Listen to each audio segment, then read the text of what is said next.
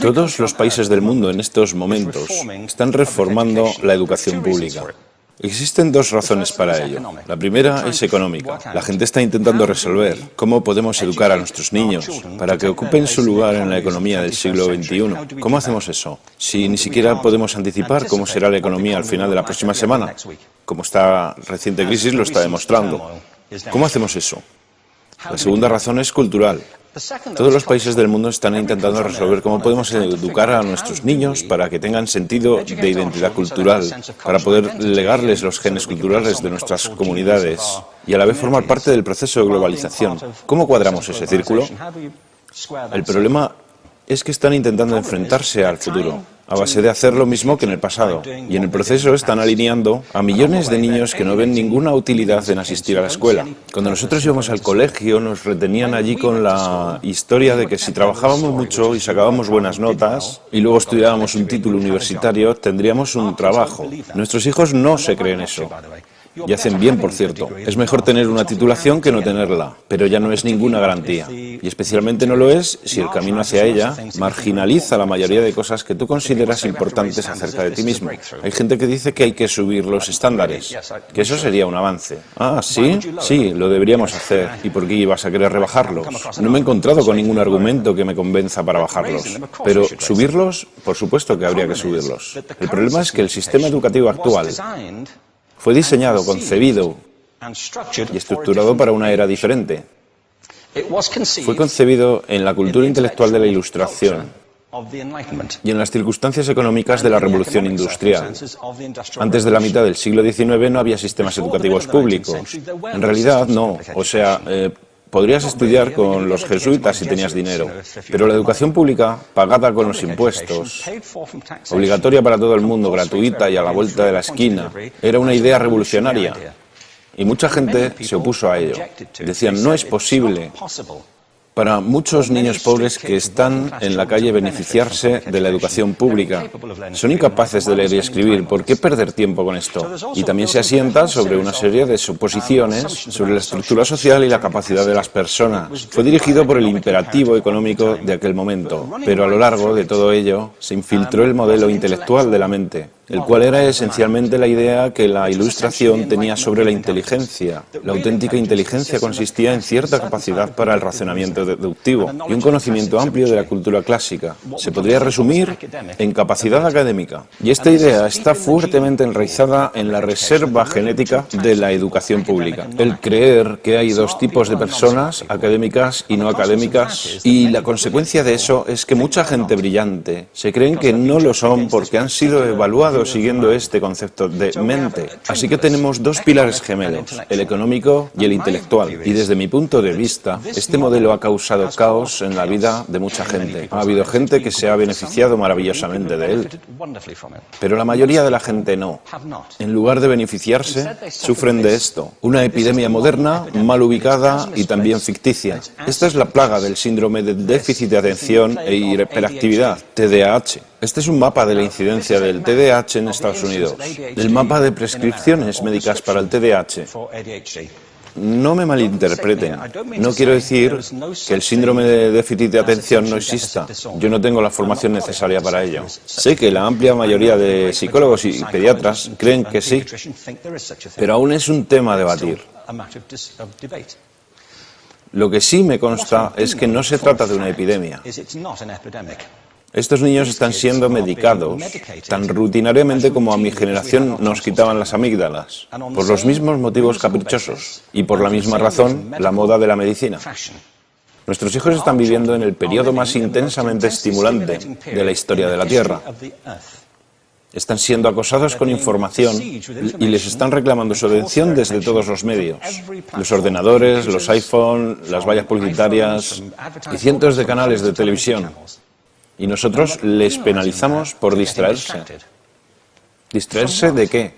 Cosas que son un aburrimiento, en la escuela sobre todo. Me parece a mí que no es totalmente una incidencia el hecho de que la incidencia del TDAH haya crecido paralela al incremento de los test estandarizados.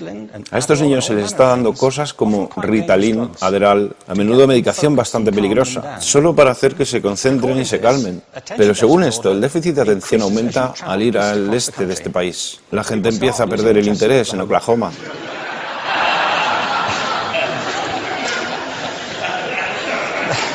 Ya casi no pueden pensar en Arkansas. Y para cuando llegan a Washington, lo han perdido completamente. Y hay distintas razones para ello. Es una epidemia ficticia. Si lo piensas, las artes, y no quiero decir que sea exclusivo de las artes, creo que también es cierto para las ciencias y para las matemáticas, pero permítanme hablar en particular de las artes, porque ellas son las víctimas de esta mentalidad en especial. Las artes tratan especialmente la idea de experiencia estética. Una experiencia estética es una en la que tus sentidos están funcionando a su máxima capacidad. Cuando te hallas presente en el momento actual, cuando vibras con la emoción de lo que estás experimentando, cuando estás plenamente vivo. Y la anestética es cuando cierras tus sentidos y te atontas ante lo que está sucediendo. Y muchos de estos medicamentos hacen eso. Estamos haciendo pasar a nuestros hijos por el sistema educativo a base de anestesiarlos. Y yo creo que deberíamos estar haciendo exactamente lo contrario. No deberíamos adormilarlos, sino despertarlos para que vean lo que sucede en su interior. Pero el modelo que tenemos es este. Yo creo que tenemos un sistema educativo modelado del interés de la industria a su imagen y semejanza. Les daré un par de ejemplos. Las escuelas aún están organizadas como si fueran fábricas. Tienen timbres que suenan, instalaciones separadas, están especializadas por asignaturas. Aún educamos a los niños por lotes. Les hacemos pasar por el sistema según su grupo de edad. ¿Por qué hacemos eso? ¿Por qué suponemos que lo más importante que los niños tienen en común es su edad? Parece como si lo más importante de ellos fuese su fecha de fabricación, ¿no? Bueno, yo conozco niños que son mucho mejores que otros niños de su edad en distintas disciplinas, o en diferentes momentos del día, o que son mejores en grupos pequeños o en grupos grandes, o que simplemente trabajan mejor solos. Si te interesa el modelo de aprendizaje, no puedes empezar con esta mentalidad de cadena de montaje. Se trata esencialmente de una conformidad. Cuando ves el incremento de los exámenes estandarizados y de los currículos estandarizados, todo se basa en la estandarización. Yo creo que tenemos que ir justamente en la dirección opuesta. Esto es lo que quiero decir cuando hablo de cambiar el paradigma. Hay un estudio estupendo que se ha hecho recientemente acerca del pensamiento divergente. El pensamiento divergente no es lo mismo que la creatividad. Yo defino la creatividad como el proceso de tener ideas originales que tengan valor. Pensamiento divergente no es sinónimo de creatividad, pero es un componente esencial de la misma. Es la capacidad de ver montones de respuestas posibles a una cuestión. Montones de maneras diferentes de interpretar una cuestión. Pensar lateralmente, como lo llamó Edward de Bono. No pensar solamente de manera lineal o convergente. Ser capaz de ver múltiples respuestas y no solo una. Así que yo diseñé un test para esto y voy a inventarme un ejemplo. A la gente se le puede preguntar cuántos usos se le ocurren para un clip. A la mayoría se les ocurren unos 10 o 15. A la gente que se le da bien, se le pueden ocurrir 200. Y lo hacen porque preguntan, ¿el clip podría estar hecho de goma y medir 60 metros? ¿Tiene que ser un clip tal como lo conocemos? Bueno, pues diseñé el test y lo probé con 1.500 personas. En un libro titulado Más allá del punto de ruptura, y en el protocolo del test, si superabas una puntuación determinada, se te consideraba un genio del pensamiento divergente. Así que quiero preguntarles, ¿qué porcentaje de la gente que hizo el test puntuó como genio en pensamiento divergente? Y debo decir una cosa más acerca de ellos. Eran niños de jardín de infancia. Así que, ¿qué opináis? ¿Qué porcentaje de genios?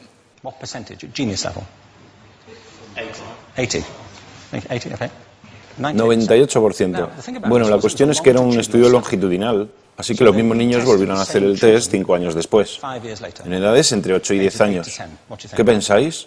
¿50%? Volvieron a hacerles el test otra vez, 5 años más tarde, cuando tenían entre 13 y 15 años de edad. Y se observa una tendencia, ¿no?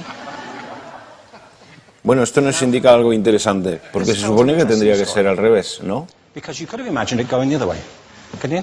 Empiezas no siendo muy bueno, pero mejoras a medida que te haces mayor. Pero esto demuestra dos cosas. Una es que todos nosotros tenemos esta capacidad. Y la otra es que esta capacidad se deteriora en general. Muchas cosas les han pasado a estos niños durante su crecimiento, pero yo estoy convencido que lo que más les ha influenciado es que a estas alturas ya han obtenido una educación académica. Se han pasado 10 años en la escuela, oyendo que solo hay una respuesta correcta. Esta es la parte de atrás del libro, pero no la mires. Y no copies, porque eso es engañar. Fuera de las escuelas, a eso se le llama colaboración. Esto no sucede porque los docentes así lo quieran. Es simplemente porque sucede así. Es porque se halla presente en la reserva genética de la educación. Tenemos que pensar de forma diferente acerca de la capacidad humana. Tenemos que superar esta vieja idea acerca de lo académico y lo no académico, lo abstracto, lo teórico, lo vocacional, y empezar a verlo como lo que es, un mito. En segundo lugar, tengo que reconocer que la mayor parte de las veces el buen aprendizaje se da en grupos y que la colaboración es lo que alimenta el crecimiento. Si atomizamos a las personas, las separamos y los juzgamos por separado, formamos una especie de desconexión entre ellos y su ambiente de aprendizaje natural. Y en tercer lugar, un asunto importante es la cultura de nuestras instituciones, los hábitos de estas instituciones y los hábitats que ocupan.